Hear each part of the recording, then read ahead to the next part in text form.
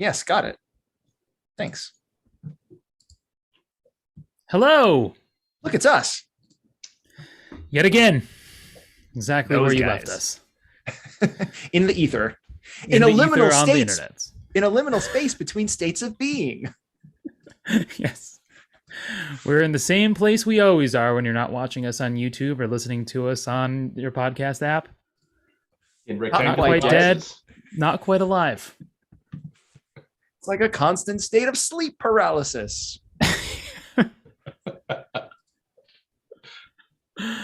Yeah, it is. It really, really is. And even when we're like doing these things, it sort of feels like sleepwalking. It's like not quite engaged, not quite detached, but you know, it's all Just good. there. We're just making it. Some days you just make it. You just make it. You're tired, grumpy. That's not one of those days for me today, but some days. Anyone That's else? okay. Am I the only one That's with okay. days? Oh yeah. That's okay. I also have 3 children, so yes. Yes. Yes, exactly. Third voice attending to this conversation. Yeah. We are not alone. We're going to keep our friend anonymous for now. Yeah. There are Steve, do we have hints. anything? Oh, sorry. I was gonna say there are hints behind me, but There are. And if Yeah. you're on the YouTubes, Yeah, if you're on the audio version of the podcast, this is meaningless to you, but there's a clue that our special guest today is actually part of the Pop Culture Coffee Hour universe already. the PCCH family, if you will. Yeah.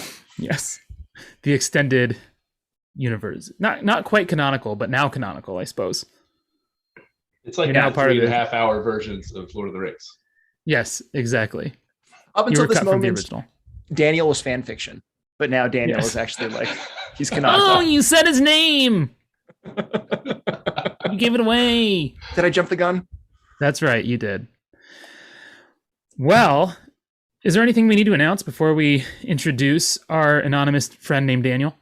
No, I think we're doing our things. We were in North Carolina a couple of weeks ago, which was great. I was at Holy Cross last week, did a whole thing of Missions Week, which is a lot of fun. I'll get that talk out at some point. Reaching young people today as a contemporary mission field. Did a bee treat just for kids on Saturday, did a big young adult thing on Sunday. Then we saw each other for some big work meetings on Tuesday. Just a lot of stuff going on as usual. Yeah, you were like sprinting all last week, and yeah, full bionic man, bionic bee. Introducing the new YouTube series from Y2AM, Bionic Bee. We have the technology. We can rebuild him. I've seen Ant-Man and the Wasp. Yeah, I guess it's time to announce I'm going to be in the sequel. An extra. Yes. Although it would be interesting to have Ant-Man, the Wasp, and Steve. I'm man eating croissant in coffee house. That's the most they'll give me. Yes. Well, shall we introduce our guest? Yes. The one who has been brought out of the realm of fan fiction into the larger Ancient Faith cinematic universe through the Pop Truly. Culture connection. Mr. Hi, everybody. This is Daniel Daniel. and Yay! Yay! That's right, buckaroos and buckarettes. We've asked the husband of our very own Pop Culture Coffee Hour girls team, Christina Andresen, her husband. We've asked him to be a part of today's conversation. Yay! Hey, thanks, guys. It's great to be here. I aspire to your levels of nerddom, and we'll see how I can get. I think this is a good topic. I can get pretty deep on this one. So I will I will introduce myself as Christina's husband, which I love to be. And as far as me, I went to Penn State and I was heavily involved in OCF there, and that's how I met Christina. Is we were on an OCF real break trip together. So go on real break, kids. It's not in the official documentation, but a lot of people meet spouses there. So OCF makes you friends and spouses. And yes, and family. It's good. On the less cool, like on the more like as an adult side of things. I'm a technology person, software engineering, tech consultant. I get to do lots of different fun things because I jump around from different things now. And right now I'm doing things to make cows healthy. Like data analytics to when do we give cows medicine to keep them healthy? It's fun. It's full circle growing up in Amish country. Cows? I'm grateful. Are they robotic cows? Are they? They're actually Dutch cows for now. So double robotic. Is that your characteristic of an entire people? Yeah. What would I say about the Dutch? Robotic. What I will say for prodding to get what they really feel out. There you go. What I will say is that one of my favorite moments in one of the Austin Powers movies, and it's just because it's just very clever writing, is when Austin Powers' dad says, "There's only two things that I can't stand in this world. One is when people are intolerant of other people's cultures, and the Dutch." Yes. Shots fired. Yeah. The Netherlands. It's like, what did the Dutch ever do to hurt anybody? They gave us these cows, apparently. Thank you for the cows. Very also, healthy. Here's a really ignorant question. Is that the Netherlands? It is. Okay. I get so confused. Not completely ignorant. Good job. Yes. Okay. Thank you. Thank you for clarifying. Oh, and I've read 6 times as many Dune books as Steve has, which means I've read the 6 that Frank Herbert wrote and the other ones we don't talk about because his son wrote them and kind of went off into this other place. Now, does that mean you've read the other ones we don't talk about and you've actually read more than 6 times the number of books that I've read, which is to say one? No. Okay. No. I've just heard from so many places, just pretend like they don't exist. But there's also the director of Dune, I learned, is making a TV series that is a prequel about the Bene Gesserit that is actually comes out of some of the stuff his son wrote. So wow. Now I'm hearing the prequel stuff, okay, but ignore the stuff that was like post Frank Herbert books. Interesting. Yeah. Well, that said, I think we've already started transitioned into territory about talking about things and stuff. Shall we get to the things and stuff that we're talking about? Shall we make it crystal clear about the things and such about which we're talking about?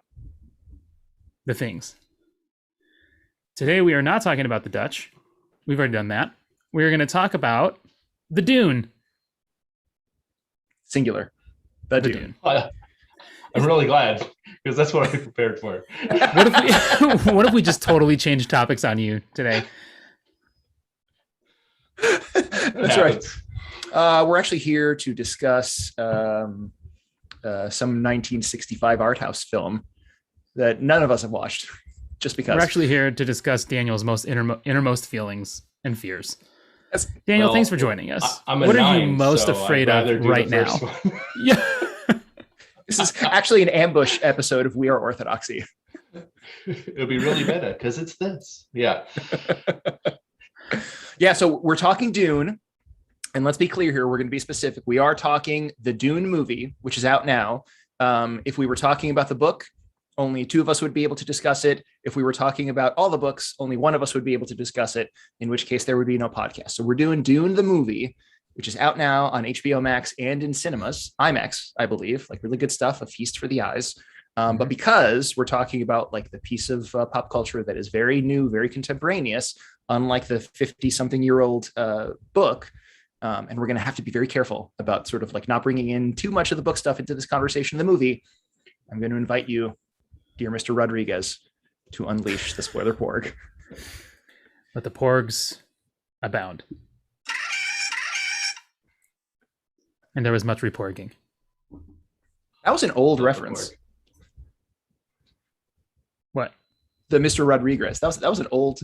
That was good. That was good. I don't know that anyone's gonna know what that means, but yeah. Well, for those who don't, at some point we had a YouTube comment many, many years ago where somebody was talking about Christian Gonzalez, right here. That's me. We called him Mr. Rodriguez, and we had a lot of fun at that. Especially because my name was all over like the design for the trench. Yeah, It was like called The Trench, subtitled with Christian Gonzalez. Like it was there. Yeah, I love that. He didn't even call you Christian Rodriguez. He called you Mr. Rodriguez. He literally didn't include either of your names. Yes. Yes. Yeah. Anyway, whatever. That's a tangent. We're beyond the spoiler porg. We're ready to go. Should I start with a little summary just to get us going? As long as it involves Poe Dameron. Oh, I mean, everything in pop culture at this particular point in history involves Poe Dameron. You know, all points back to Poe.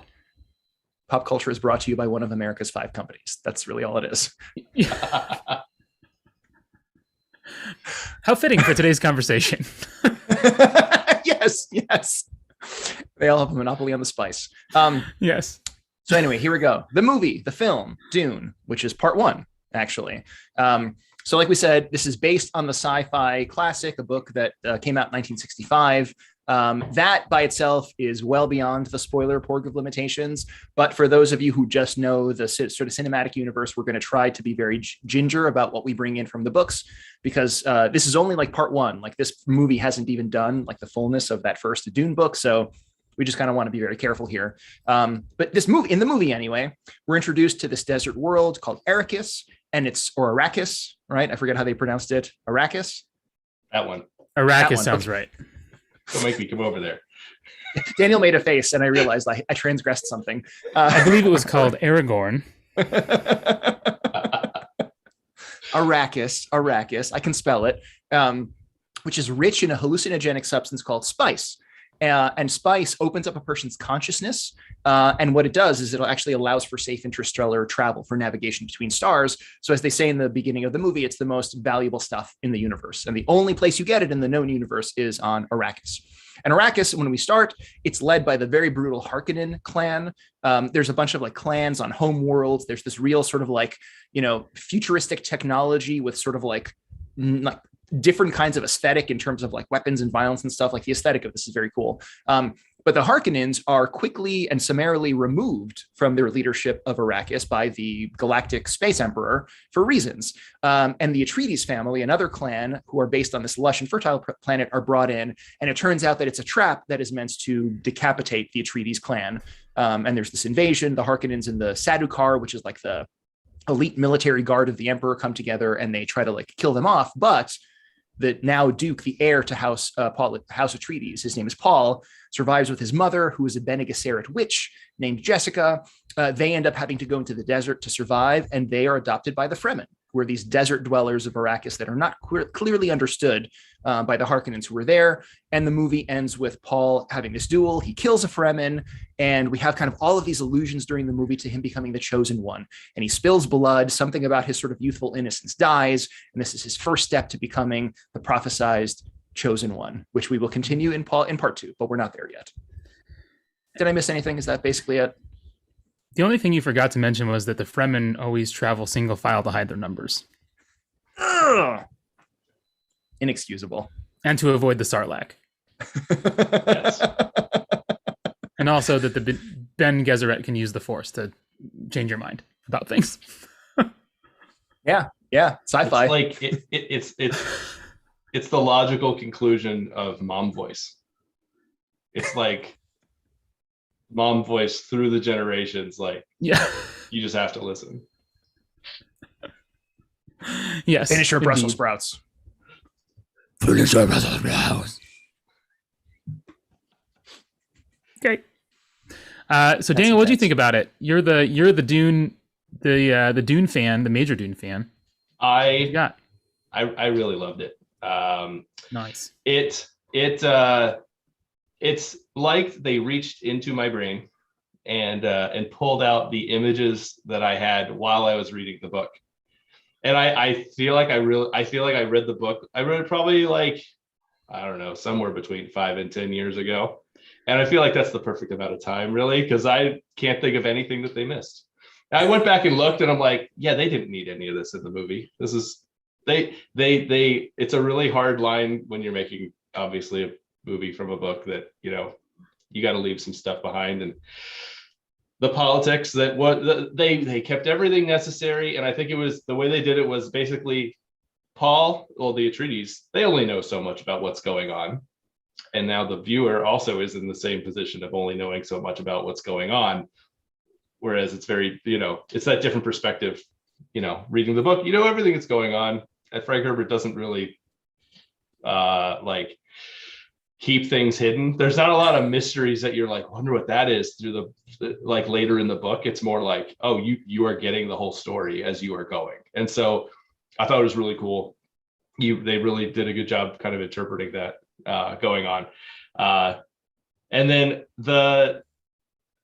casting was awesome, and no spoilers, but anybody who was interested in the casting, anybody who read the books is really interested in who was playing Duncan Idaho, because he's awesome and he has a large role.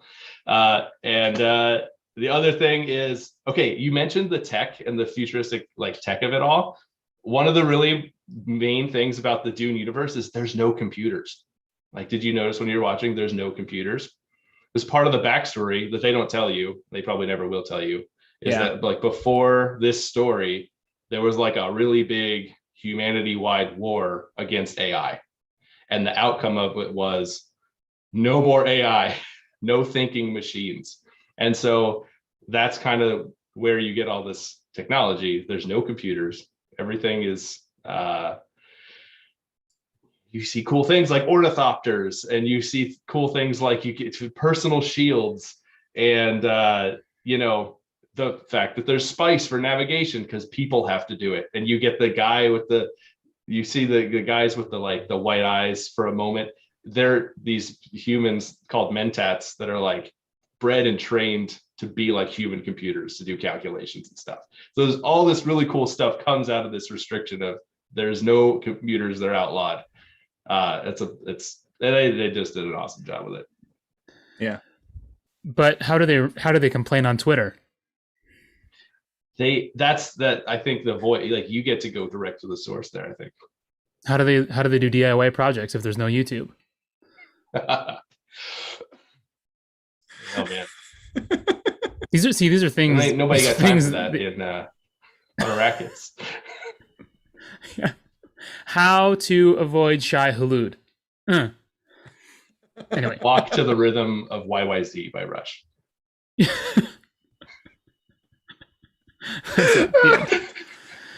Oh yeah. Well, I'm glad you liked it. 11-7 time. It'll be fine. Well, I'm definitely glad you liked it, Daniel, because that's encouraging, because my answer to this is a little bit more complex. I certainly felt like it was a cinematic wonder, you know, like it was incredible to watch on just about every scale imaginable. I saw it on IMAX. So that itself was like a whole kind of thing to take in, you know, just like, oh my gosh, everything is big and loud. But I also saw it at 9:30 p.m. So between the sensory overload and watching a movie at bedtime and never having read the books, I didn't understand about 40% of what was going on, and was unclear about like who all these other people were, apart from the other movies I had seen them in. So I just kept wondering, like, why is Poe Dameron hated so much by this invisible emperor? And why is MJ showing up in Timothée Chalamet's dreams? And I really didn't know if these Tusken Raiders were the same people as the Witch Ladies, and I couldn't understand why Timothée Chalamet was New Jesus, and also why they can use the Force. You know, there was just a lot of questions that had to like intersect with other cinematic universes for me, to try to make sense. Just don't forget Drax. And Drax, that's right. Too. Yes, and also Stellan Skarsgård. That was the other name that I had in my mind of just like, oh, Fat Stellan. Like, what's going on with Fat Stellan? Oh, he's flying. Now he's flying Stellan. So there was a lot of those kinds of ways that I tried to make sense of the movie. Oh, and Aquaman. Aquaman was a really important thing. So, yeah, but I enjoyed it in as much as I felt like I could understand what was going on. And, you know, it was unbelievable to watch, though. Just it was one of the most incredible experiences, seeing it on the IMAX. Yes, if you haven't been to an IMAX theater in a long time, you should go back soon, because it's just unbelievable. Those screens are immense. This is a movie to see on the largest screen available to you. Yes, definitely. So I used my phone. Whoa! And I held it very close. Is that a desert mouse? Wow. Look at the detail. Well, I'm sorry that you were so confused by this, and I kind of see what you're saying. I watched it at home last night after my crazy week last week, and I can totally think like there were some things which I understood having read the book, and I can totally see how things kind of felt like maybe they came a little bit out of left field. Which as Daniel was saying, like how do you compress this very heavy exposition, very detailed, rich world that Frank Herbert like puts together, right? Like how do you pare off the stuff that's not essential? And I don't know, maybe they cut a little bit too close to the bone, I suppose, for somebody who doesn't kind of know about some of the context to it, right? But as somebody who read the book, I thought it was a lot of fun too, like super the lushness. I mean, the cinematography of it was really, really incredible. I read the book twice. I read the book a couple of years ago and then again a few months ago, actually getting ready for the movie. And I remember like one of the things that I experienced reading the book was not quite sure what things would look like. Like I tried to think of what an ornithopter would look like and I couldn't. And it was kind of fun to take some of these like question marks that I had, which I think were just really beautifully stylized because so much of it was this sense of wonder, right? Like you were saying before, Daniel, it's a technologically advanced civilization that evolves in a very different way than we do. So it's this cool thought experiment. It's like, what if none of the last 700 years of technological advancement have happened and things just went in a totally different direction? So it's fun and weird and interesting and very compelling. I thought very well cast, very well like acted out. And you really get a sense for, I think, the just sort of like the immensity of the world and some of the brutality of this like very scary tribalistic world where people are constantly sort of plotting and scheming. Yeah, I mean, it was fun. I really enjoyed it. I think that I get the sense that maybe there are question marks in the larger world. Maybe that will come together with part 2. Maybe that will come together with some of the prequels. But I liked it. I'm here for the rest of it. I'll watch all of it. Sweet.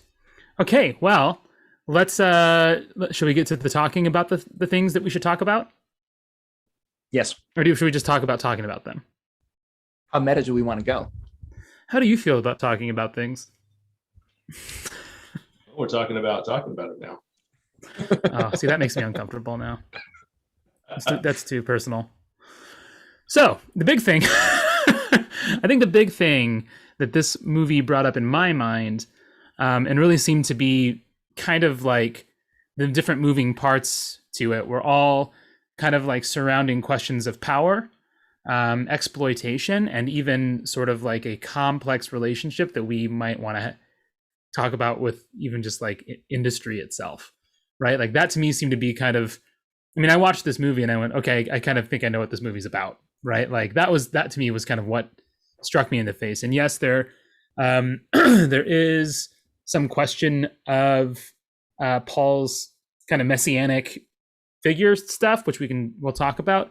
But even that plays into the larger context, right? Of like him showing up to set the oppressed people free in some capacity. So the Fremen are these oppressed folks, and they continue to see the spice being stolen. And it's really just done for the sake of the financial success of the empire. And so, yeah, I mean, I guess I in some ways, this movie to me seemed a little bit like about a group of people who've kind of just like had it with that.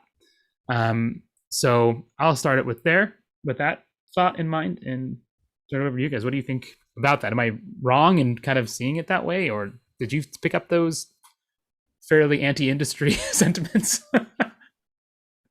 I don't think I picked them up so much as was bludgeoned in the face by them. I very much yes. felt them in my skull. Right. And this goes back to the book itself, right? Book written in the 60s.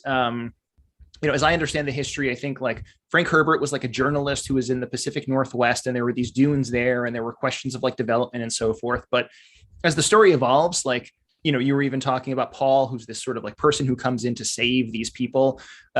It's got very kind of like Lawrence of Arabia vibes, if you're familiar with that, that classic movie and that story, right? it does have, especially in the book, right? If they toned it down a little bit in terms of the language in the movie. In the book, you get a lot of like very like Arabic sounding, if not outright sort of Arabic words, very much strong allusions to sort of like oil and resource extraction, right? There's all sorts of geopolitical kind of commentary that's happening. And, this came out in the 60s. That makes sense given like where American culture was at the time.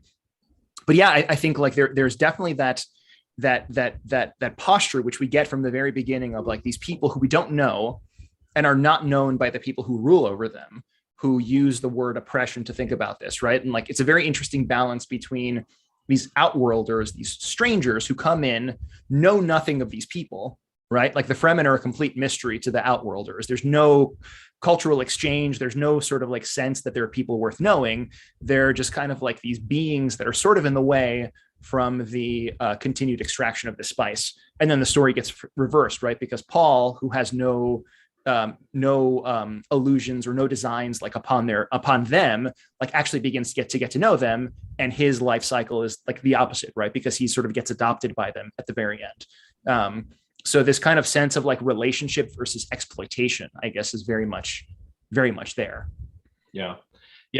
Frank Herbert, I feel like it's even, he was even more than I think he was a ecologist who like specialized in deserts.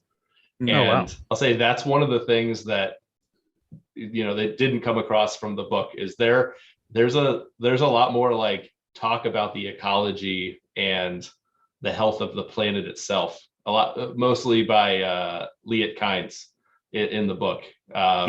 You touch on it a little bit where they're at like the desert research station in the movie and things that were happening and going on there that were kind of abandoned by the Empire. Yeah, because that's kind of like, and this is where I want to be careful about like even sort of bringing too much of the book into this, right? Because you get these shades of some sort of aspiration for life on this planet, right? Which is like what the people actually kind of like need and crave and want, versus, the outsiders who come in and have no connection to that sort of like desire for some future where maybe this desert world is not purely a desert world, right? They're just there to pull out the spice. And for me, one of the sort of like moments that really kind of gets at that is the date trees, the date palms that are planted in kind of like the fortress, right? And this is one of those moments that I think also like just shows the precariousness of the position, right? Like I think the book maybe does a little bit of a better job of expressing the constant state of thirst and like what it is to live in a world where even losing a thimbleful of moisture becomes like the difference between life and death. Like Frank Herbert like describes these people as like, you could see like there are people who are plumper, not because they have body fat on them, but because they have like more water in their system, right? It really tries to give you a sense of what it is to live in this like dry environment. And here's this person that we see like watering these plants, right? And they measure the amount of water that these date palms take in terms of like, how much does a human being need to survive? Like 100 human beings worth of water goes into these plants. And Paul, right, who actually comes at this with a posture of humility and like valuing human life, is like, maybe we should stop watering them and give that to 100 people. And the caretaker is like, no, because they're sacred and they reflect some sort of aspiration of us, right? In the midst of all of this dryness, like there is actually this hope for life, which you see in that sort of planetary ecology station. But life would mean not desert. And the outworlders only see value in this place in the desert because that's where the spice is, right? I also love that scene with Stilgar spitting on the desk and everybody immediately freaking out. But as a Fremen, I mean, that literally him giving an offering of his own moisture is such a sign of honor for his people. Yeah, which you can't know unless you make an attempt to actually understand like the condition of these people. Yeah. Right. Like you have to sort of like think about who they are and understand their ways, which if you're coming in to take over their like entire planet, you probably should. And even that, like, that becomes one of these tensions between this arm's length connection. Like we're just here for the spice versus like, we're actually interested in you and curious about you as people and forging some sort of like longer term relationship, which continues to evolve, right? Relationship versus just plain old oppression. Yeah, and I think that is one of the bigger questions that kind of gets asked throughout this whole thing, right? Like if um it has the progress with which, and I'm kind of bringing this back to, as a to our kind of network in our world, right? Has the progress that we've made through industry, and the kind of like the exploitation of the Earth's resources, right? I mean, like for real, like lack of a better way of putting it. I mean, I think it's hard to kind of like deny that we've done that to some degree. But I guess the question is, has our progress, our industrial progress, outpaced our moral progress?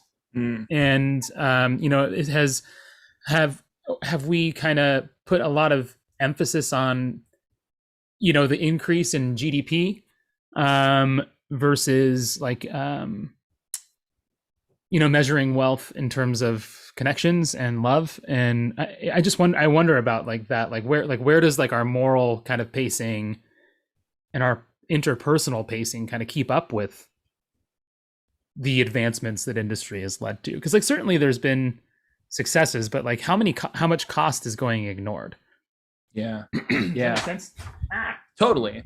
And you mentioned Aragorn before, right? And like this is even one of those questions that's a very big theme in the Lord of the Rings.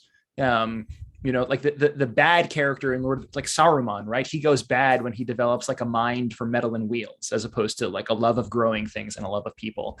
And that I think is like it's an interesting tension, right? And I think like you frame it in a way like do our systems actually sort of like outpace moral progress?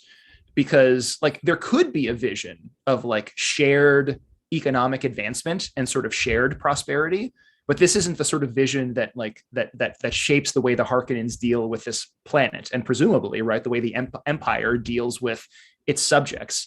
It's not like we're all going to get wealthier as a result of this, right? We're gonna, like Paul, like I think Paul even says it later on. He's like, if I were the emperor, I could make your planet a paradise, right? Because he sort of sees his like power in this shared sort of way. Like I'm in a position to do good, whereas again, it's like more of an extractive sort of sense. There's 10 billion Solaris that are coming out of Arrakis every year, but it's not going to like bring these people into like a less desperate state of existence. Like it's fine if they keep living in underground holes in the desert because the Baron gets to eat sumptuously at every meal. And that's very much like an image of like what is the sort of like ideal of our sort of relational posture? Like, is it cool for me to kind of like see my advancement as this zero-sum game, as if I like my posture is one of extraction, one of oppression? Like it's totally cool if I have a greater level of comfort, I have a greater level of advancement, and I do so kind of on your back, versus some sort of cooperative, shared, communal, relational thing where my advancement is not at your expense, but I wouldn't even think that way because I have like a larger view of my horizon as an individual or as a person. That I think is even a better word in that context. So even just you kind of talking about this right now is bringing to mind the parable of the rich man and Lazarus. Hey, get out of my head. Okay, so you say your thing. You say your thing. D-Money. Say your thing. I mean, I was just thinking like this is like a planet-wide scale Lazarus and the rich man. So say and more. An entire people were at his front door. Yeah. I mean, yeah, it's like if you're not eating so much that you need floaters to carry you around, are you even living? Yeah. It's the answer to that question is no. Yeah, I think that actually, right? Like you think about the cinematic choice to present the Baron like in this sort of grotesque sort of like posture, right? Like that becomes like a sign of just this like acquisitiveness, right? The man, like the man just eats and eats and eats and takes and takes and takes. And like he's eating this planet alive, right? Like he is sucking the moisture out of these people's bones for the sake of his own table. And I like that. Like he becomes, he's the rich man in this posture. With all of the discomfort that kind of comes, right? Because you have like even in his I don't know, in his posture, in his mannerism, in that gravelly voice that Stellan Skarsgård sort of get. He's just like this menacing, selfish person. And I think it makes us uncomfortable for a reason. Yeah. And it's such an interesting passage to me too. And because I've wondered this, like, okay, yes. I just want to go with what the text of that actually points to, right? Like, because right before that passage is Jesus saying things like, you can't serve two masters, right? You can't be both a slave to God and to mammon. You're going to love one and hate the other. And then he says then he starts giving this story, right? And when you really look at that passage, what's interesting to me about it is that, at least according to if we just were to read the text, there's nothing that's really said about like how badly the rich man treated Lazarus. Like, all that it points to was that, like, you were comforted in this life and Lazarus suffered in his. And so this is kind of what's going on now. Like, it seems like, at least according to the text itself, that there's no other condition placed on it other than good things came your way, bad things came Lazarus's way. And I think we can interpret that or read into that in whatever way we want. But it's an interesting, at least, kind of look at the text to me, to like look at what it actually seems to indicate. And I wonder if part of that is kind of what we're pointing to, because there's no other way, in some ways, I think, for someone like the Baron to have what he has, except for on the backs of other people. Like, it's just, there's like no other way for that to happen. Like, you have to be kind of drinking up the moisture out of someone else's bones, but we don't even think about that. Like, I mean, I don't know if I'm making any sense. I think what you're describing, I think there's a bunch of things in this movie and kind of the story as a whole that are great allegories for things in the gospel, but that also show that I found that a lot of the things in the story were like, oh yeah, this is, bad in this way. But always the thing it kind of relates to in the gospel, it's always like, but the gospel goes further. Like, this is bigger and better. And it's not like, yes, the Harkonnens are bad. They're exploiting the people, but you don't even have to, like, the gospel says it's not even about exploiting. You're just ignorant of the suffering happening on your doorstep. You didn't even cause it, but you are turning away from it and not doing something when you could. Yeah. I think there's a bunch of things in this where the gospel is like, yeah, there's an allegory, but the gospel always goes further. Yeah. And also more than that. Yeah. Because if you think of the moral imperative on the back of the rich man, right? Like, as we continue to sort of push into that story, the rich man had everything he needed at his disposal to actually care for the poor man at his table, right? The poor man at his, and the other sort of bit in that parable, which is I think an even sort of greater contrast, is the compassion of the dogs, right? Who like lick Lazarus's sores, right? Literally all they have to offer is saliva, and they give that saliva to like Lazarus. Yeah. yes, because it's not disrespectful. It's not disrespectful. Whereas the rich man has all of this stuff and he doesn't give. And again, there's that contrast between what Paul would do in that position. Like, when he tells the people, if I were emperor, we could make this a paradise, because I would have all of this wealth and this means at my disposal. And it wouldn't be simply something that I confine to my table, but I would actually grow your table as well. It's blessings as opportunities, right? Like, blessings are not necessarily like a thing to feel bad about, right? Like, the problem is not that the rich man was wealthy. The problem was that the rich man had every means at his disposal to care for these people and didn't. The problem is not that the Baron was wealthy. He actually had the ability to transform an entire planet and didn't. But that's what I find interesting, is that's not what the scripture says. Mm-hmm. You know what I mean? It doesn't say, and you neglected Lazarus. It just says you were comforted every single day, and Lazarus, like, so therefore now this, and then Lazarus went through some, really hard stuff, and therefore this for him.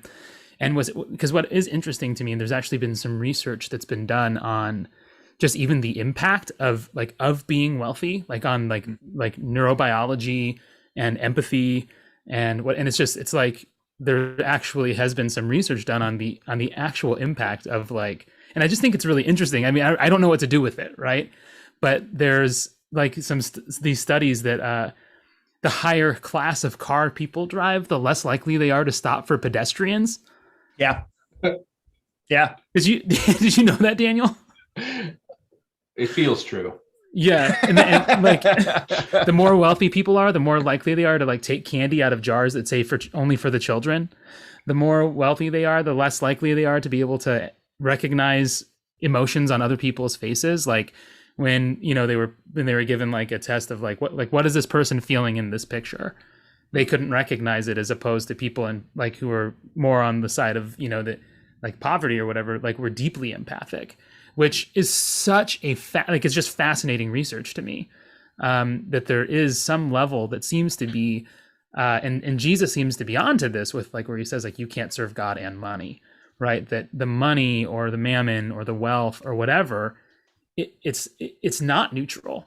It has an impact in some way. I don't necessarily understand what that means, or saying that like having money is bad, but it's certainly not neutral.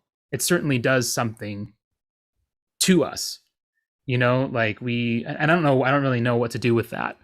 So I'm with you. Like I'm not like saying that like wealth is bad. And I don't think that like it necessarily points to that as a kind of binary, right?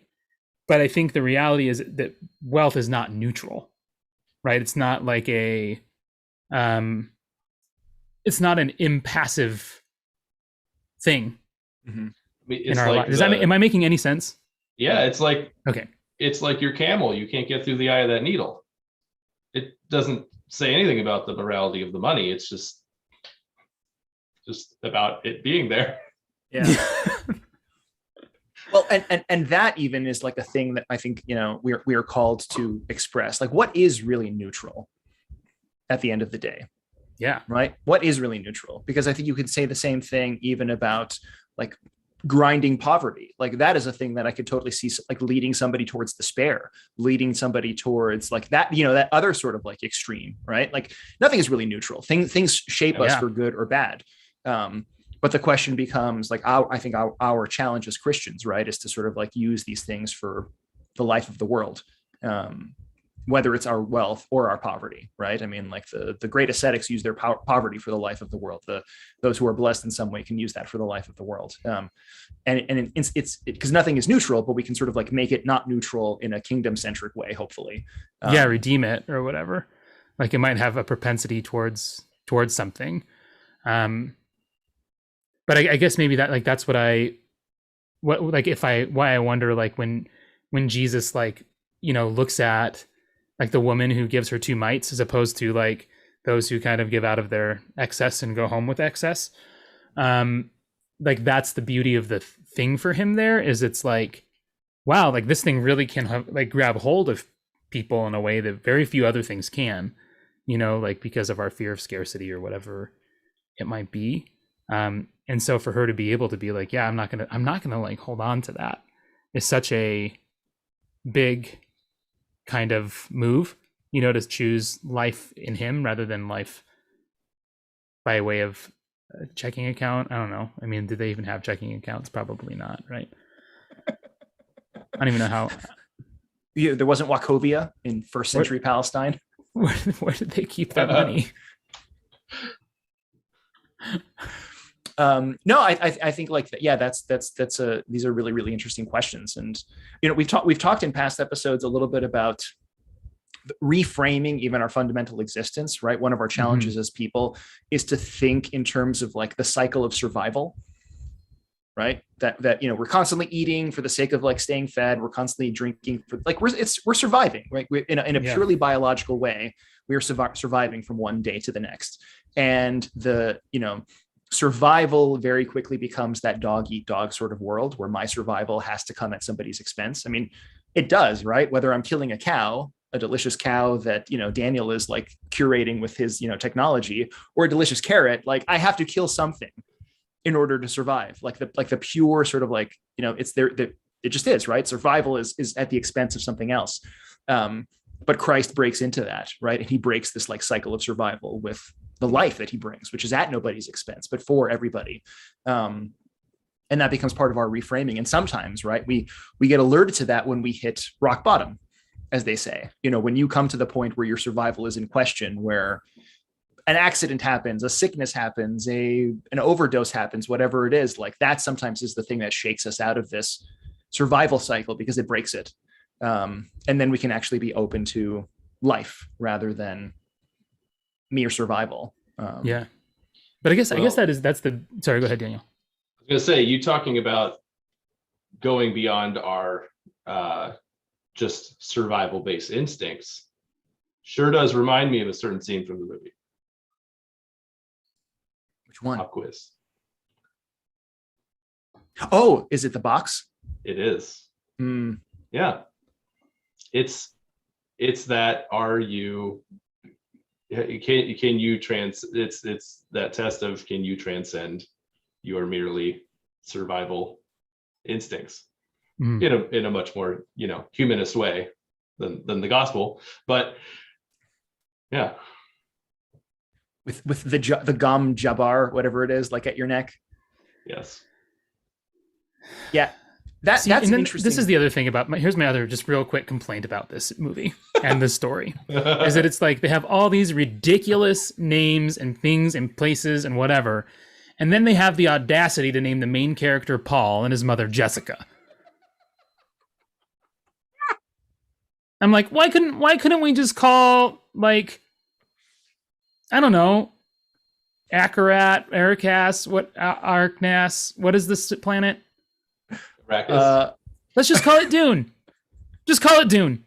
Or Old Jersey.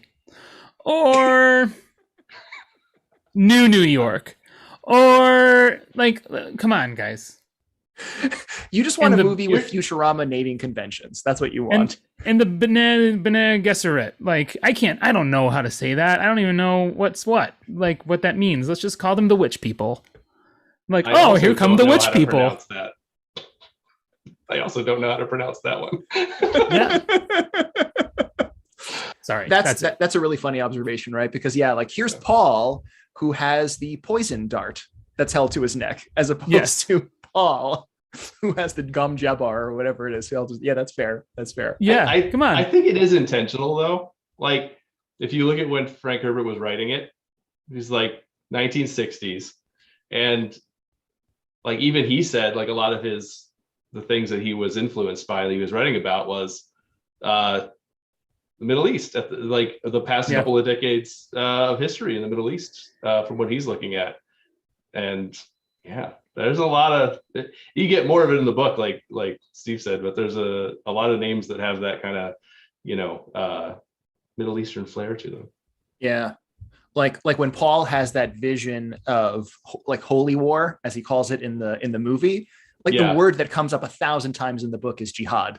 Yeah. Right. Which has a different sort of like connotation nowadays. So that it makes sense that didn't like make it into the movie. But right. I want to lean into what you were saying though, Daniel, about that too, right? Because one of the things that people realize about Paul is that he's clearly this like world historical important figure. Right. And so like the mother of the Bene Gesserit, however you pronounce it, like comes and she tests him. And the point of that test, right, when he puts his hand into that box and he's feeling this excruciating pain, and if he succumbs to this pain, she will kill him, like, because there's a sense that he has this world historical influence. And if he is just a person who is ruled by his desires, like, that is incredibly dangerous for the world. Oh, yeah. A person with a malformed soul who also, like, this is kind of again about like the question Christian raised about our technical progress, like, and our moral sensibilities, whether they keep pace with each other. She's like, does your morality, like your sense of self-control, again, in like a purely humanistic sense, Daniel, right? Keep pace with your ability to affect the entire universe. Yeah. Which I think brings us back to like even the rich man and Lazarus, right? Like, because the text says is that he sat in his robes and he ate sumptuously at his table every day. Like it says every day, he did that. There wasn't like ever a moment where it was like, oh, I shouldn't get one thing that I want, or I shouldn't control like to. And I think that's part of the thing here is it's like when we just are so, we think of freedom, right? Like as this kind of, and what's interesting too, to kind of play off like Fremen and Freemen, right? That like that there's kind of this interesting thing there. It's like, yeah, the Fremen are the ones who are oppressed, but they're also the ones who are kind of the most free because they know how to live in the desert completely. Like they know how to survive. They know what to do. They're just doing what they do. And like we think of freedom in this kind of like libertarian sense, like that I'm able to just kind of do whatever I want. No one can tell me what to do and whatever. But really freedom in kind of like a more classical tradition, classical Christian traditional way of understanding freedom is a thing is only really free once it's fully itself, right? Like it only when we act in accordance with the thing that we are we actually free, as opposed to being in bondage. So like this is the great, Christian understanding of the fall, is that we actually became enslaved to a tyrannical master that is not actually who we're supposed to be. So this kind of following all of our base impulses and instincts and whatever is actually slavery. That's not actually freedom. If I have to do whatever I want all of the time, then I have no choice. I'm just my desires and instincts, which I think is really interesting to kind of like look at what's going on for Paul in that instance, where it's like, are you really free? Are you really free here? Do you have the capacity, or are you gonna be sitting at your table eating and feasting sumptuously every day, dressed in purple and all of that? I mean, I choose that one, by the way. Yes, I please supersize my meal, please and thank you. And then supersize it again. I want all of the bacon and eggs that you have. I don't think you understood me. You heard I want a lot of bacon and eggs. I have an apron that says that on it.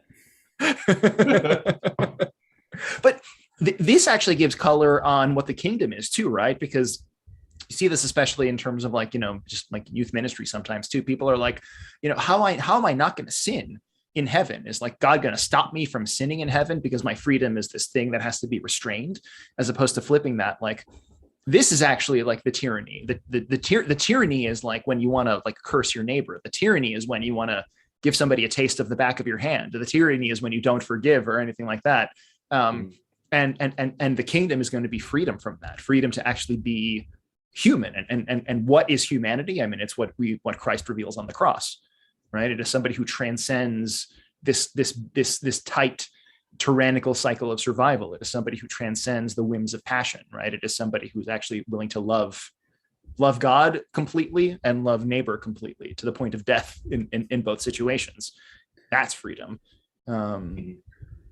Which again, like in a kind of contemporary way, it's like, the way it's sometimes phrased is like freedom from, the way we think about it, right? Freedom is this like external thing that stops us from being whatever we want to be, as opposed to freedom to actually like live into the call that we are given. To be the thing we were designed to be in the first place. Yeah. Which is hard because our legs are broken, right? It's not even hard like in an external sense. It's an internal sense. Like we're just we can't walk in the light of the gospel because our legs are broken, because we're wounded, because well, and that's what's interesting too, is that even when you look at like, this chasm that's separating the rich man and Lazarus, to kind of have this as our running maybe parable and metaphor to kind of even understand what's going on in Dune, like the way that even the rich man in Hades interacts with Lazarus is like as a tool of his own comfort, right? Like tell him to bring his moisture over here, right? Like it's to bring it back to Dune. Like I want to use him to feel better over here. And like that's a divide that's there by his own making, like that's something that has been internalized in him. And only maybe a little bit does he toward the end start maybe thinking about other people, like his brothers, right? Like go tell my brothers, but it's still about avoiding the discomfort. But now it's not just his, it's about someone else. So maybe there's this beginning of movement somewhere. Maybe we're seeing him start to, now that he's suffering, be like, oh, other people are going to have to go through this too, and I don't want them to do that. But Empathy. it's Finally. therein, therein is the key. But and this sort of even as another angle, I want to highlight something that you said about his inability to be uncomfortable, right? The rich man in this, the baron also, like in the context of this. And when you think about like the Christian life, right? What is one of the sort of basic things that we are trying to do? Like we learn to be comfortable being uncomfortable, right? As we've said this before, we've said this in videos and I think even other podcasts, right? Like it's all of the things that kind of like grind us away and sort of put us on this path towards the kingdom, whether it's, having like an actually loving another person in friendship, in a marital relationship, as children, as like your parents, whatever it is, like doing that is sort of like being comfortable, being comfortable, learning to be comfortable, being uncomfortable, learning to sort of like open up our heart and put the needs of somebody else, learning to change the diaper when it's dirty, whether it's your children or your parents when they get to that age, right? It's the practice that we do of the ascetic stuff, like learning to sit there for a few moments and like earnestly try to pray even if we don't want to, just like we sort of put away the desire for thirds and fourths and fifths at the table, because like, okay, I don't need to reach like Harkonnen level of satiation right now. I can be a little bit more uncomfortable, because that's the way forward. If we're constantly comfortable, we have this like delusion that we are sort of self-sustaining in and of ourselves. And man, that's a bubble that's going to pop at some point. The sad car are going to come and just totally throw your world for a loop. But where's Aquaman when you need him? He shaved in the middle of the movie, by the way, too. Like first he has the beard and then he doesn't have the beard. You need a good seal on the still suit. That's true. So they never explained, but if you read the book, you would understand. Gaskets everywhere. So one of the other questions I think that comes up through this thing, and shocker that we're going to talk about identity, but that is a big thing here, right? The question, I think, of Paul and like who he really is. I mean, he's from this mixed bloodline, right, of the House of Atreides, and also the witch people, whose name I think is said Bene Gesserit. But I guess the question is ultimately what that means for him, because like he's supposed to obviously be this messianic figure, right, who bridges time and space, past and future. But because of the Bene Gesserit kind of mythology, it's questionable whether or not he's meant to do that, because he's a male and it's supposed to be a female who does this, or at least the Bene Gesserit are, they tend to bring forth girls. They're supposed to. I guess they can control that. I don't know that made sense to me, but I think that was what I put together. Yeah. That's pretty wild. It's pretty wild. Yeah. So I guess I had the thought that in some level there was kind of this big parallel even more with Jesus too. Like there's big questions of like, who is this guy? Where does he come from? And no one really knows who he is or where he's from, but they just know that it's like there's something special about him, but they also don't really know why or what. Because doesn't he come from Nazareth? And does anything good ever come from Nazareth? But yeah, I think that brought up some really interesting questions about just identity in general, ours, Christ's, all of that kind of stuff. So again, I'll do a big slow pitch lob your guys' way and see kind of where the ball goes into play. Yeah. I think I saw a couple parallels here with Christ, as we're wont to do. I think there's a part of it, like, Paul being born was not part of the plan, and that's something that the Bene Gesserit mother is very frustrated with Jessica about. That I don't know. She has. I feel like there's another slight commonality there. Like she said yes, Like the Theotokos said yes, not in the same way, but like she gave her husband the son that he desired, even though her mission was to have daughters in their grand scheme of things. But yeah, I mean, like identity, Paul is seen as this messianic figure that comes from somewhere, but also he's doesn't come from where people expect. Like Christ, like you said, like what good comes out of there. But even this kind of wrench thrown in the Bene Gesserit plans, they're skeptical. They're like, I don't know about this. This can't be the thing, because this isn't what we thought it was going to be. We thought it was going to be like this, or Yeah. And maybe a way to sort of like even massage this a little bit further is to think about, because earlier we were talking about the distinction between like purely biological survival and actual life, and maybe one of the tensions here is sort of like biological identity versus identity that sort of emerges, right? Because he kind of belongs in a biological sense bloodline to these two competing things that have their own plans, right? He's the son of Leto Atreides, right? He's kind of like bloodline line. He's part of that line, but he's also part of this other bloodline, which again, we don't get it in the movie, but there is sort of like some sort of plan that's happening in the works, right? These weird conspiratorial witches who are up to something, and they collide in this weird sort of way. But then that identity gets further like challenged, because suddenly he finds himself the son of a witch, the son of a duke from a water planet on a desert island, right? And like actual sort of identity kind of like evolves in this like, in the relationship between the person and the people around him, right? Like Paul could see his identity. Like I wonder if the Harkonnens are like this, right? That the Harkonnens are sort of loyal to themselves, which is one of the reasons why they enter Arrakis and they exploit, because like, you are not part of my tribe, right? If anything, you're just kind of in the way. I take the spice for myself.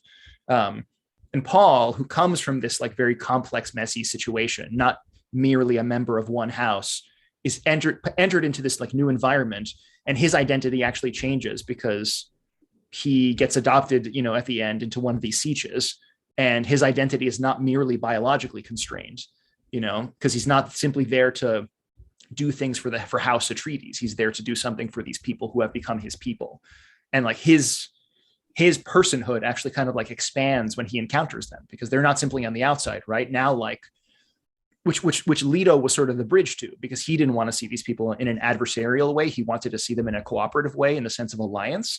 But Paul goes even a step further and actually goes to belonging, right? And he like enters the siege, whereas Leto, his dad, just wanted to have like an alliance with the siege. And who he is and his like sense of who I am and what I'm called to do, like he's very much within, right? Which is again kind of like Christ, who doesn't just make like an alliance with humanity, but enters humanity. And that changes like the person of the Son, the pre-existent Logos, right? Like enters humanity, and his personhood, his personal posture changes in a sense, because like his relationship to humanity is different when he's like inside of it. Same person, right? Same being, I should say, but a being in a different relationship. I'm kind of grasping at words here. In the same way this is so good. Yeah. This is so good, because I recently read this book, and you're talking about this kind of like over like this. I mean, to use the phrase of Silouan, right? It's you're talking about like the enlargement of Paul's heart, right? Like that it moves beyond House of Atreides and starts to include the Fremen, and all of basically Arrakis. Did I do it right? Did I do it? And there's even that moment too when the sandworm, when the Sarlacc, whose name is Shai-Hulud. Yeah. Is that what they call them, or is it the name of the thing? It's like the name. Okay. Also, there was a hardcore band from Florida called Shai-Hulud, which I knew that. Yeah, they're pretty good. Look it up. They don't eat people. Only actual Shai-Huluds. Anyway, because there was this moment where like he was just like standing there looking at it, and it was this kind of strange moment of like, at least I felt like there was this kind of connectivity between Paul and the sandworm, And it was just interesting to me to think of like Shai Hulud as like this creature also on this planet, right? Who is being affected by the presence of these people. So I recently read this book called Faith After Doubt, which is an incredibly challenging, but I think important book to dialogue with. It's definitely not orthodox, but like very, very interesting. And the author kind of goes through talking about like these stages of faith development. And I think his methodology is pretty good, but he has this one point where he starts talking about the journey is into revolutionary love. Like this is where we're to head kind of as Christians, is into revolutionary love. And the way he describes it is this. He says, by revolutionary love, I mean love beyond. Love that goes beyond myself to my neighbor, beyond my neighbor to the stranger, alien, other, outcast, and outsider, beyond the outsider to the critic, antagonist, opponent, and enemy, and even beyond the human to my non-human fellow creatures. In short, revolutionary love means loving as God would love, infinitely, graciously, extravagantly. To put it in more mystical terms, it means loving with God, letting divine love fill me and flow through me without discrimination or limit, as an expression of the heart of the lover, not the merit of the beloved, including the correctness of the beloved's beliefs. That's a good line. That last one in particular, the heart of the beloved, not the merit. The heart of the lover, not the merit. Not the merit of the beloved. Right? So good. Yeah, that's fire right there. I know, and that's kind of what I hear you saying. That's like that. Like this is the question, kind of Paul's own growth, right? Like as he's kind of, he's known like House of Atreides, and like we're kind of like the good guys, and we're here to help. And then all of a sudden, he's like, oh, things are more complex than that, and like we're not just the only people who got feelings about stuff. And so now he's able to like his heart is able to enlarge. And I've wondered that about like us too. Like if we could have that as our identity, like if we knew. Okay, so if that's like that revolutionary love of Christ, then what does that mean for me as I learn to love beyond myself to neighbor, beyond neighbor to stranger, beyond stranger to enemy, and even beyond species to other species, right? To like care for the birds and the trees and the Saint Solak who grieves for the blade of grass, right? That, yeah. I mean, back to the enlargement of the heart, like that, Solak like loved even the grass, whereas I'll kill a mosquito without thinking twice. Oh yeah.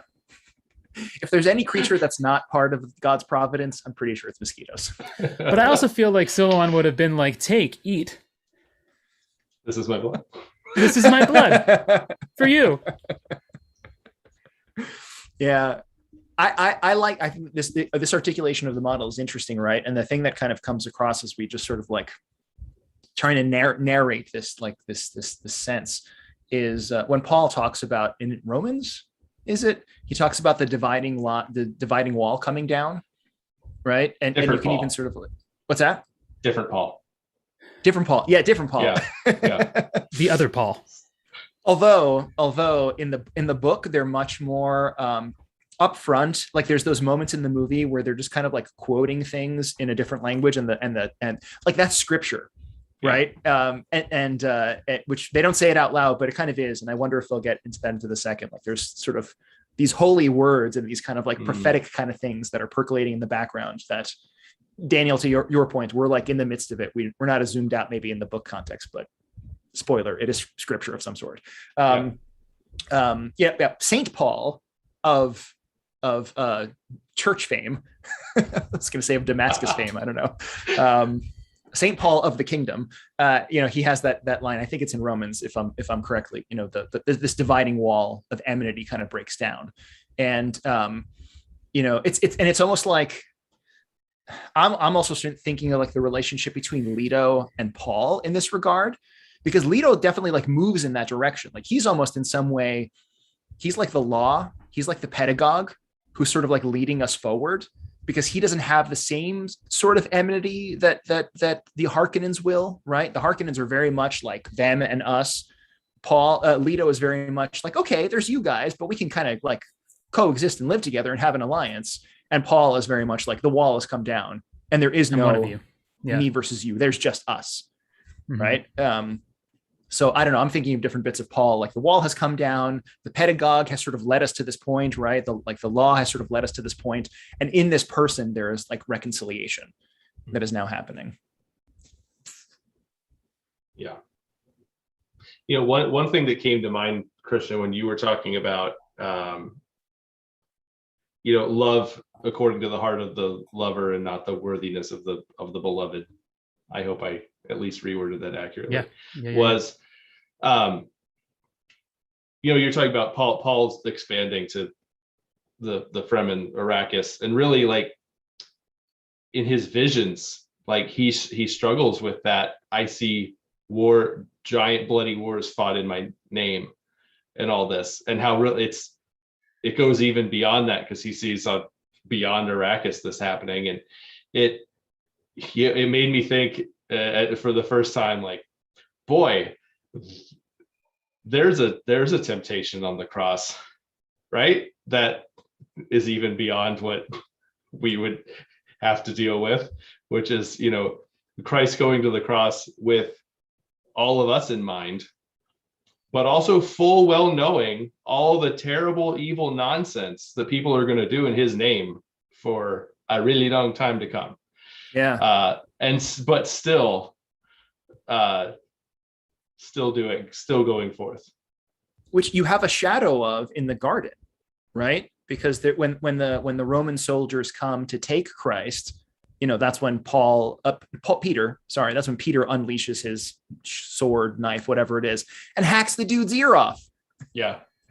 Right? Like he's doing violence in his Lord's name, and Christ is like, we don't do that here. And he puts the ear back on, that's another really interesting connection too, that like this is the danger of like vision and inspiration, which can sort of lead people to excess, and like in the name of this charismatic leader that they love, like, yeah, I mean, Lord knows, Christians have done crazy things, like in the name of Christianity as an idea, or Christianity as an organization or a belonging, right? As opposed to the new household of God, which wouldn't have that same ethos. Yeah. We don't have enough time to list those things off. There's only like one or two. But I think that even that brings into the role, the question, I know we're wrapping up here, but I think that that's why, the question of even like Paul's prophecies are important. Like, he sees them kind of like, there's these future events, and there's a kind of a question of fatalism, I guess, to this. Like, are these things that he's kind of prescient about, and like they're just going to happen, and you can't really do much? You just, you're kind of just seeing what's going to happen, and I'm, telling you this is where it's all headed. Or are they things that are kind of like warnings, that maybe he can do something about and change? That's a big question. But I think it does also, for me, bring up the question of like, well, what really was our understanding of the prophetic voice and prophecy in our faith, right? Because Paul prays that everybody would be a prophet, right? That he prays that all of us would have the gift of prophecy. And I don't know that it means, being able to see into the future, as much as I wonder if it really is more about kind of, the prophets, really through the Old Testament, are the ones who seem to know the heart of God and are thus able to speak on God's behalf, right? In the kind of like, thus saith the Lord kind of way, about what grieves God's heart, loving what God loves, including his enemies, forgiving from the cross. And I guess, I wonder, like, is that what our prophetic imagination looks like in the church today? Are we really moved by the things that move God's own heart? Or are we just kind of, I don't know. I don't know if I'm making any sense. Or are we doing something else? Are we kind of like conscripted by other narratives of kind of like what you're saying is like, what are the holy wars or the culture wars that we need to fight in Christ's name? Bludgeon people with our own kind of beliefs about stuff. Does that make sense? Mm-hmm. Stab people with our Chris knives. Yeah, this even like the word prophecy, right, which we sometimes forget or maybe aren't aware of. The etymology, the precise etymology is escaping me, but it's something along the lines of like voice forth, or sort of like speaking towards. that it's actually like it's giving voice, right, to these divine words, and sort of like sharing kind of a message which comes from the Lord, which ultimately, because the prophets, right, the prophets, if you think even of their rhythm, like, Jeremiah, who is selected before he was in his mother's womb, and those who had sort of a vision of the throne of Christ, Paul, who was taken up into the third heaven, who are like called to the Lord, have this experience, this anointing as prophets, and then are sent forth to say something on the Lord's behalf, right? Like the thing that the prophets say more than anything else is not sort of visions of the future, but like, repent. Right? Like, you guys are doing things that are not pleasing to the Lord right now. You're all being a bunch of dummies, like, and the Lord wants you to stop being a bunch of dummies. Which comes from that kind of like that purity and that inner sense, right? Not just like Biff Tannen, like knowing who's going to win the Super Bowl 20 years from now. Yeah, I think the parallel I saw there is that, like, on the grand scheme of it, that we will see more, and I have found a way to talk about but not spoil, is that like what happens, and what the prophets do ultimately, it's like, you're on the wrong path. Like, what if you continue doing what you are doing, you are heading toward doom. Like, this road you're on leads to death. And that there's parallels there. Yeah. So repent. Right? Change your road, change the mind, change your vision. Because this is taking you somewhere very bad in a hurry. And I think like that's an important thing even about the vision of the church, right? Because when we have these prophetic utterances about like what will happen when the Holy Spirit comes, right? And that your young men and women will prophesy, and your old men and women will dream dreams, or precise quote is kind of escaping me, right? Like, they'll have access to this sort of like vision of the kingdom and these words to sort of narrate that experience. And it's actually calling to mind, like, Christian, we were talking just yesterday or the day before about some of those effective Christian ministry needs, and that fifth need, reframing that fifth need, or meeting that need in terms of not just like teaching people the elements of the faith, but helping them to narrate and helping them to speak. And I wonder if actually that even becomes like a way to think about that. The capstone of all of those ministry experiences is like prophecy, like a call to be prophetic, a call to sort of engage with the world in the Lord's name by speaking divine words to a world that kind of needs to hear divine words. A call to repentance, a call to holiness, a call to something, right? That is like giving people a taste of the kingdom, rather than just, a call to defend God as if he needs to defending, or a call to sort of like pick fights with the culture, right? Saint Porphyrios always talks about, like, if you have a dark room, you don't get rid of the darkness by shoveling the darkness out. You get rid of the darkness by bringing in a little bit of light. And if these are divine words that we are called to utter, and divine actions that we are called to like bring into existence, that is light in the darkness. Yeah. Well, that to me seems to be a good place to maybe wrap up our overall conversation on the Dunes. And instead to maybe turn our attention towards trying to bring a little bit of light into the world by closing with our latest segment titled God Sightings. I wish there was like some double Jeopardy music here or something, just like it's like the Daily Double but for God. Two natures for the price of one.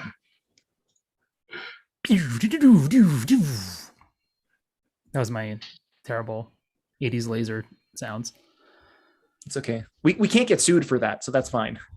I think it would be more like do do do do. You're gonna pew pew. just maybe pew is actually a trademark pews. Sound. It's the same pews, but on the Byzantine scale. Pew pew pew pew. Sorry, we went to different tones. I apologize. We did. It's fine. So Steve, why don't you go ahead and get us started on this here sightings of God? Yeah. So the thing that comes to my heart as I'm thinking about this is, so I spent last week at seminary. I was gone for like 9 days or whatever it was traveling, and I spent the bulk of it at seminary at Hellenic College Holy Cross, hanging out with students. I taught 4 or 5 classes. I gave like daily sermonettes in the chapel, and then kind of like all culminating in this talk for Missions Week. And the whole time really like, kind of casting this vision that's very shaped by effective Christian ministry and the kind of needs that we identify and so forth. And like, applying it to preaching class, applying it to this youth ministry class.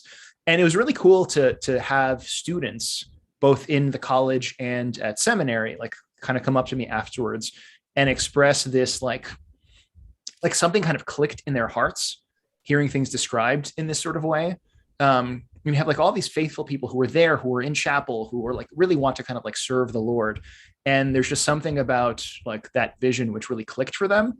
And the way that a bunch of them were describing it to me is like, this makes sense now, like this formation that we're trying to undergo, this vague sort of sense that I have in my heart about something, like it kind of makes sense.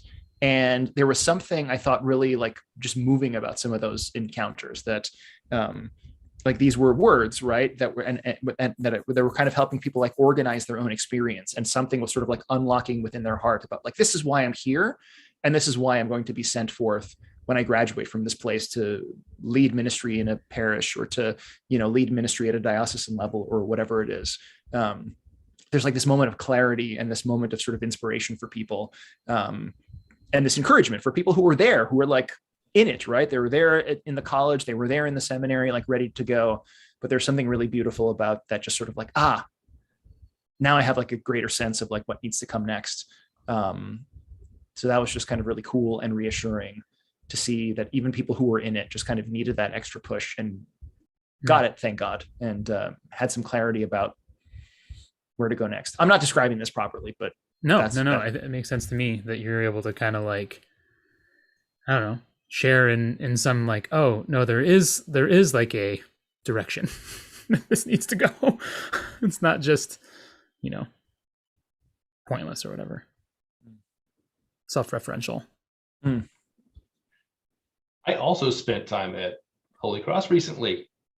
We crossed like ships in the night because I was in Boston. You did? Yeah. You did. I did not teach any classes, which is really for the best.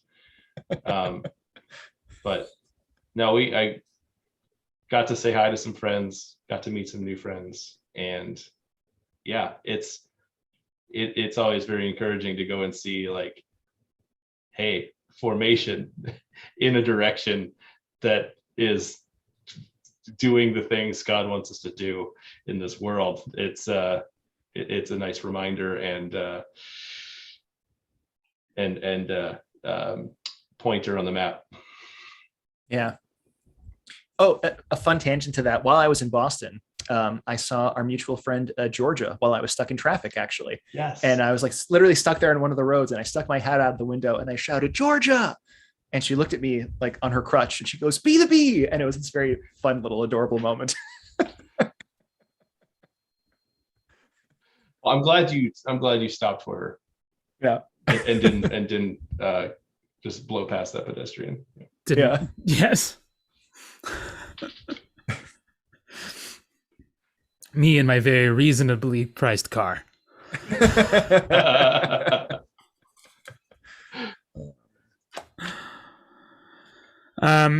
So is that yours, Daniel? The HCHC as well? Or is there anywhere else in the last bit you've sort of feel like that, God has moved your heart? I don't know, something. So, well, this week Christina's been traveling, or at least yesterday and today, doing more of this. And yeah, Theodore's staying with grandparents. And I think anytime we've got one of the kids out, it's just like you instantly miss them the way that you don't when they're around. And you remember all the things that you know what I'm talking about. You remember, you remember you get to step back from the hustle and bustle and craziness of the day and in the moment, and you instantly miss you instantly miss them. So Experiencing God in that absence, right? the joy they bring. I am used to having him wrapped around my legs under the desk while I'm working, and I don't have that right now. And you know, my legs are cold. So you miss your. So what I'm trying to say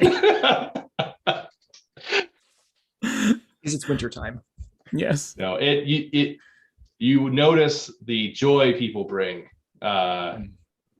in a different and more pointed way when they are somewhere else. That's beautiful. Yeah. And yes, Christina, yes. Her too. I miss her, yes. Oh, just a lot of Hopefully holes in that heart over there. Hopefully she's on an airplane right now. I thought you were about to say a better place, and I was like, no, hopefully not. Hopefully not that. This place is great. Come back here. Yes. I thought you were going to say, hopefully she's watching this live, as she should. She's. Well, I'm glad you only brought up that possibility towards the end of the episode. Yeah, that way you weren't worried about it. Now I'm more self-conscious. Thanks. There you go. How about you, Christian? For me, mine also kind of involves my littlest. Lately, Amelia has been letting me put her down to bed, which has been really like a joy for me because I used to do it, but then she kind of like mostly just wanted mommy to do it, and then for the last couple of months, like she didn't want me, and then recently she has wanted me to put her down, so it's fun to be a part of the routine again.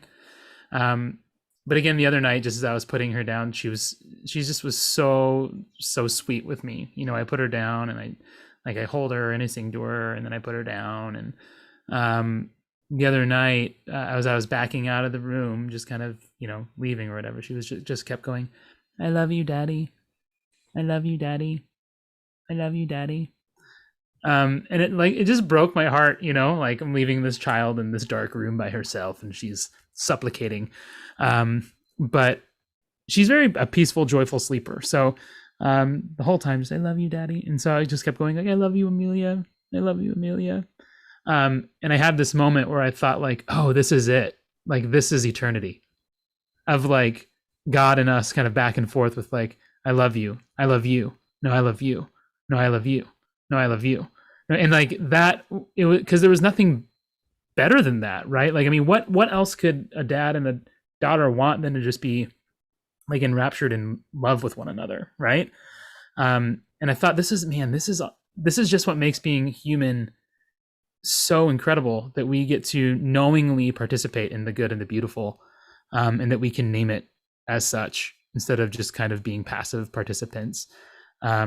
To know that we're sharing in communion and love with one another, and to be able to call that a participation in God, which is just incredible. This is an incredible moment of going like, oh, this is everything. There's nothing else. Nothing else matters than this moment, So that was cool.